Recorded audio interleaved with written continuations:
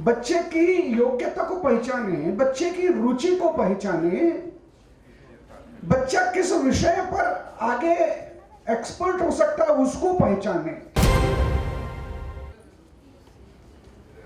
केवल एक वो फिल्म का गाना याद आता है प्रीत जहां की रीत सदा मैं गीत वहां के गाता हूं, भारत का रहने वाला हूं, भारत की बात सुनाता हूं। उसी में आगे वो कहते हैं, जीते हम किसी ने देश तो क्या हमने तो दिलों को जीता है, जहां राम अभी तक है नर में, नारी में अभी तक सीता है। इस तरह के वो शब्द थे। मैं भारत की बात कहने के लिए आया, मैं भारतीय संस्कृति की बात कहने के लिए आया। और किन के बीच में आया? जो भारत के भावी कर्णधार हैं। बच्चों, क्या बनना है इसके लिए कंसेप्ट क्लियर होना चाहिए। बच्चे को भी क्लियर होना चाहिए, पेरेंट्स को भी क्लियर होना चाहिए। आज चारों ओर होड़ा-होड़ी चल रही है ना। बच्चे की योग्यता को पहचाने, बच्चे की रुचि को पहचाने, बच्चा किस विषय पर आगे एक्सपर्ट हो सकता है उसको पहचाने, उसके अनुसार करें। सबको 10वीं के बाद कोटा भेजना है, उसको इंजीनियरिंग करना है या उसको मेडिकल लाइन में आगे भेजना, इस प्रकार की होड़ा-होड़ी से बचें।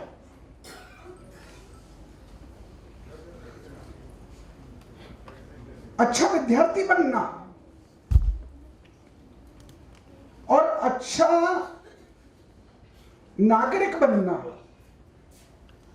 दोनों बातें हैं। तो कंसेप्ट हमारा क्लियर होना चाहिए, हमको बनना क्या है। और मैं सारे अभिभावकों को बड़ा विनम्र निवेदन करना चाहता हूं कि हम अपने बच्चे को अच्छा इंजीनियर, बड़े से बड़ा इंजीनियर, बड़े से बड़ा डॉक्टर, बड़े से बड़ा सिविल सर्विसेज का अधिकारी बनने से पहले अच्छा मनुष्य बनाने के लिए सदा सर्वदा के लिए उद्यत रहें। अन्यथा यह जो भारतीय संस्कृति है ना, जहां पर पिता की आज्ञा के कारण से 14 वर्ष वनवास जाते हैं राजपाट को छोड़कर राम, जहां पर मृत्यु को प्राप्त श्रवण कुमार पहले अपने माता पिता की प्यास बुझाने के लिए दशरथ को निवेदन करते हैं, उसी भारत में ओल्ड एज होम खुल रहे हैं ना। हमने अच्छा इंजीनियर बना दिया, अच्छा डॉक्टर बना दिया, अच्छा आईएएस अधिकारी बना दिया, अच्छा पुलिस अधिकारी बना दिया, अच्छा राजनीतिज्ञ बना दिया, अच्छा उद्योगपति बनाया, लेकिन अच्छा व्यक्ति बनाया या नहीं? वैसे संस्कार उस बालक में दिए या नहीं? वैसे संस्कार उस युवा में दिए या नहीं? ये 5-7 वर्ष निकल जाएंगे आपके हाथ से जब आप उसको भेज दोगे कहीं पढ़ाई के लिए, कोचिंग के लिए। यह आवश्यक है इस समय अपने बच्चे के अंदर वो संस्कार जागृत करने का, वो विवेक जागृत करने का, जिससे वो आने वाले समय में जब अपने माता पिता से दूर भी रहेगा लेकिन तब भी अपनी जड़ों से जुड़ा रहेगा। ये मैं आप सब लोगों को एक बहुत विनम्रता पूर्वक ये बात कहना चाहता हूं। बात आई कैरियर की।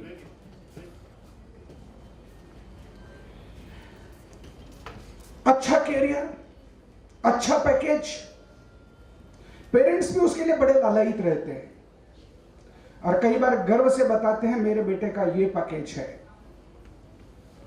20 लाख, 25 लाख, 50 लाख, 1 करोड़ रुपया वो साल का कमाता है। बच्चे को भी गर्वानुभूति होती है। कैरियर किसके लिए?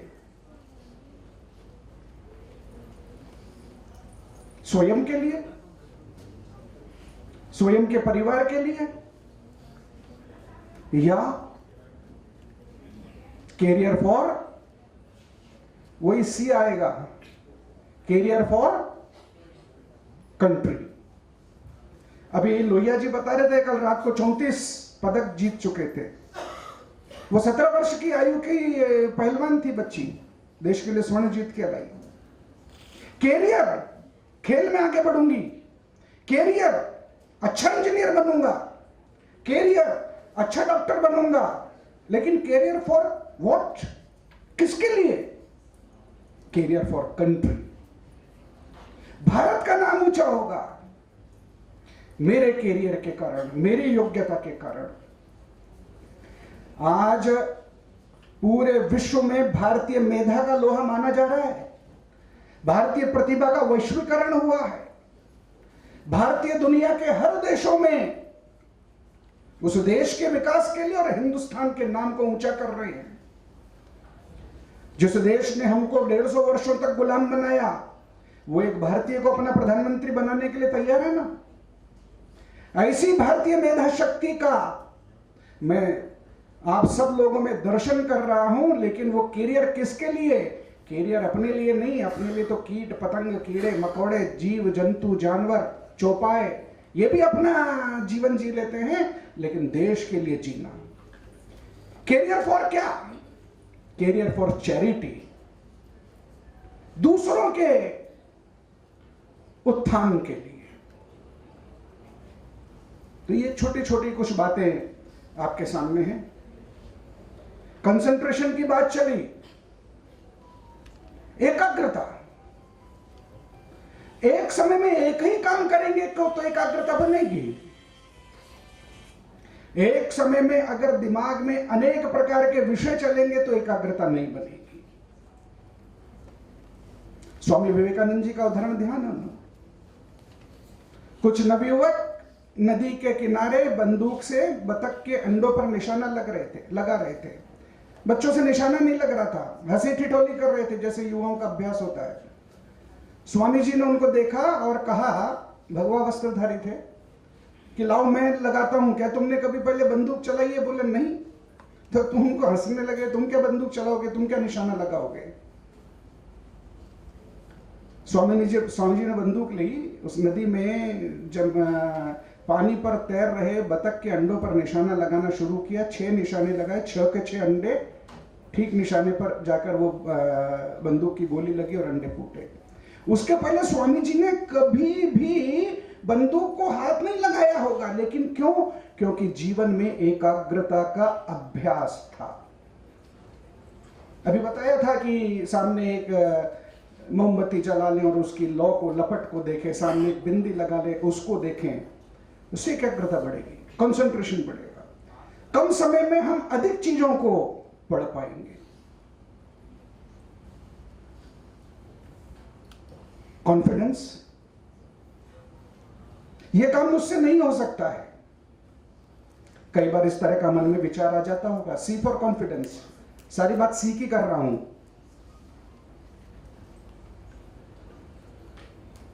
असंभव क्या है? असंभव कुछ नहीं है। जब आप असंभव की सारी सीमाएं लांघ देते हैं, वही तो संभव है। इम्पॉसिबल एक शब्द है, असंभव को अंग्रेजी में इम्पॉसिबल कहते हैं। क्या लिखा है? I am possible. इम्पॉसिबल खुद कह रहा आई एम पॉसिबल, तो फिर क्या इम्पॉसिबल? कुछ भी इम्पॉसिबल नहीं। और कुछ भी इम्पॉसिबल नहीं है, इसको पॉसिबल बनाने के लिए क्या चीज? कॉन्फिडेंस, आत्मविश्वास। और कॉन्फिडेंस के पहले एक शब्द लग जाता है तो वो विकृति आ जाती है, वो गुण नहीं रहता है। ओवर कॉन्फिडेंस, ओवर नहीं, कॉन्फिडेंस अपने आप पर। छोटे छोटे गोल तय करें अपने लिए। बड़े गोल अगर तय कर लेंगे तो शायद निराशा हाथ लगेगी। मैं रोज सुबह 7 बजे उठता हूं और मेरे को सुबह 5:30 बजे उठूंगा तो मेरी पढ़ाई ठीक हो जाएगी या मेरे कुछ काम सिद्ध हो जाएंगे। और मैं दूसरे दिन सोचूं कल से मैं 5:30 बजे उठ जाऊंगा, 1 दिन उठ जाऊंगा, 2 दिन उठ जाऊंगा, लंबे समय तक नहीं हो पाएगा। सोचा मैं कल 6:45 उठूंगा। 1 सप्ताह बाद फिर सोचे अब मैं 6:30 उठूंगा। 1 सप्ताह बाद सोचे मैं अब 6:15 उठूंगा। ऐसा करके धीरे धीरे छोटे छोटे गोलों को, छोटे छोटे लक्ष्यों को अपनी ओर आगे बढ़ते हुए हम लक्ष्य को प्राप्त करें। अपने आप से कमिटमेंट करें। सी फॉर कमिटमेंट। अपने आप को कमिटेड करें। मैं कमिट करता हूं कि मुझे ये करना है। अपने कमिटमेंट को किसी दूसरे को बताने की आवश्यकता नहीं है, खुद से कमिटमेंट करने की आवश्यकता है। अपने आप से कमिट करें, मुझे क्या बनना। कलेक्शन।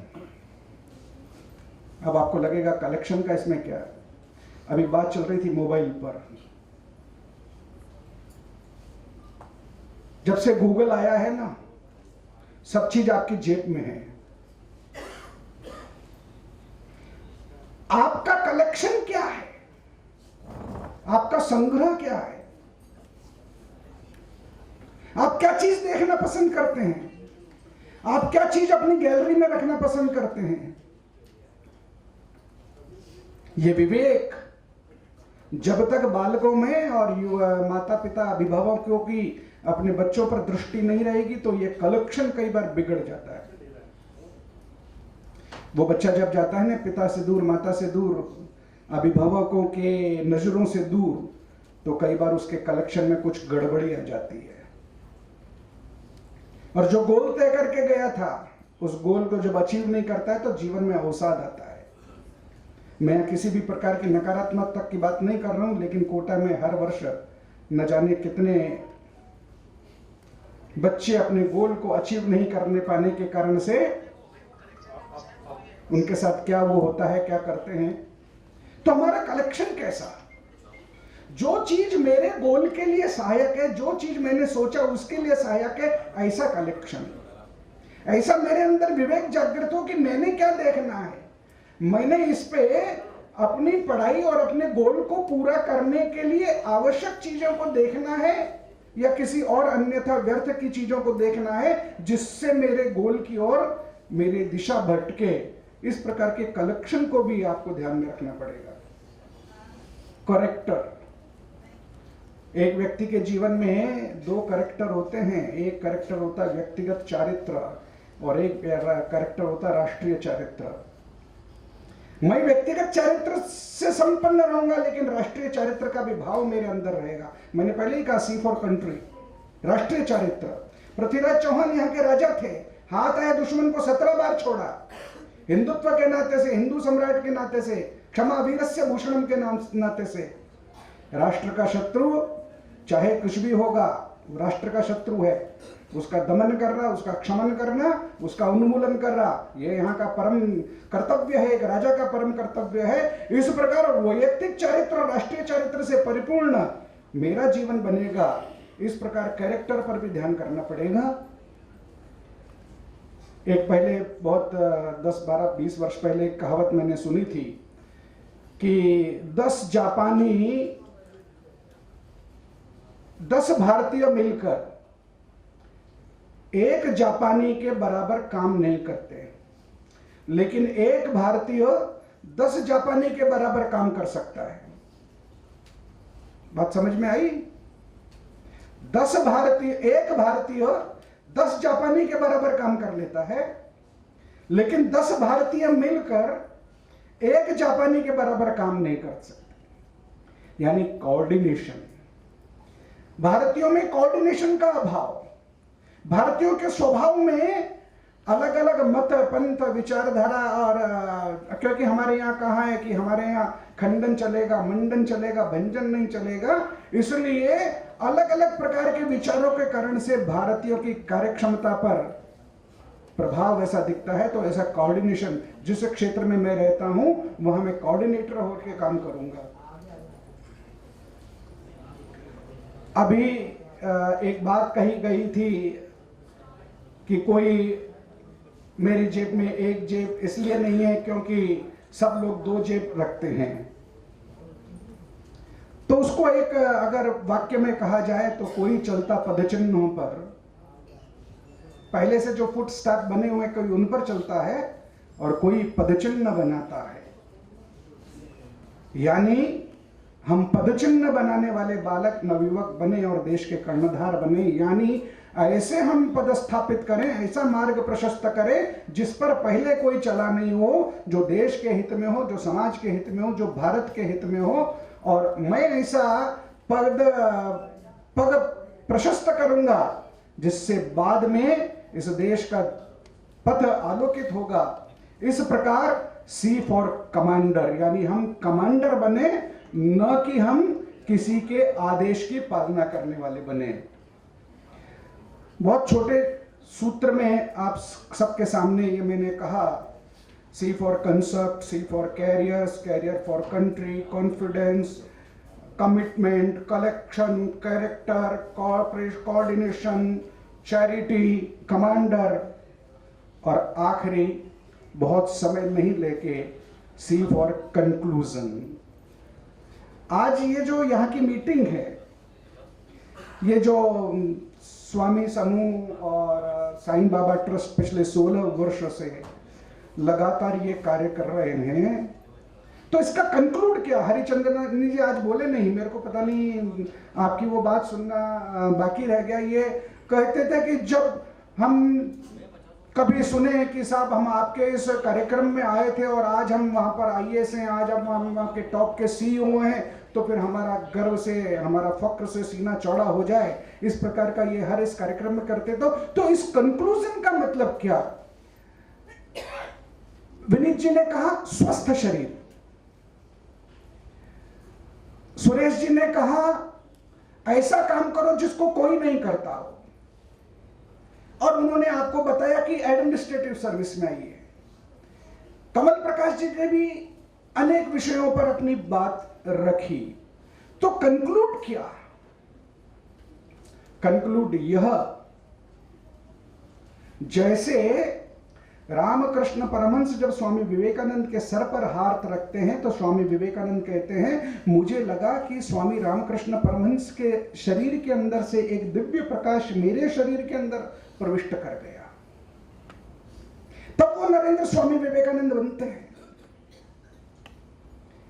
यहां कोई रामकृष्ण परमहंस नहीं है, लेकिन यहां का वातावरण और सब इतने श्रेष्ठ अपने अपने जीवन में अनुभव रखने वाले लोगों के जब विचार साझा हुए, तो ये एक प्रकाश आपके हृदय में प्रकाशित हो कि मैं अपना जीवन, अपनी योग्यता, अपना परिवार, अपना धर्म, अपना देश, दूसरों की सहायता के लिए, देश की तरक्की के लिए, सबकी खुशहाली के लिए योग्य करूंगा। 3-4 नेगेटिव सी भी हैं। C for corruption,